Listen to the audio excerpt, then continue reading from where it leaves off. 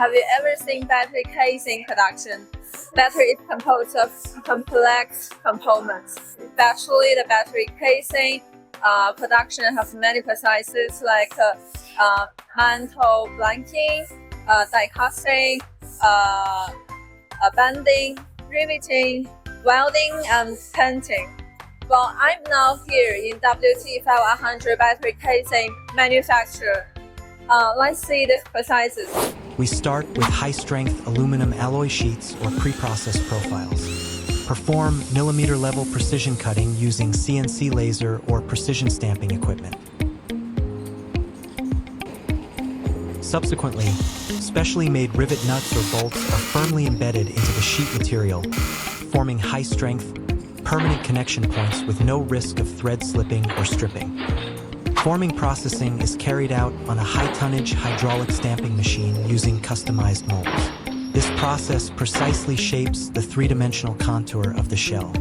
For welds that require permanent sealing and the highest structural strength, ensure that the welds are uniform, dense, and free of defects.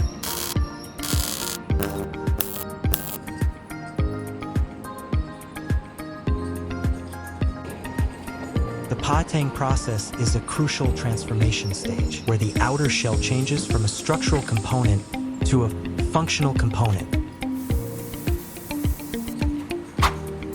Automated primer pa-tang and high-performance top-coat pa-tang provide the final protection and appearance. From precision cutting to sealing and final assembly, every process of the Wirentech WT5100 battery casing is carried out in accordance with top-notch technical standards and strict quality control throughout. From a metal plate to battery cases, we spent a lot of time.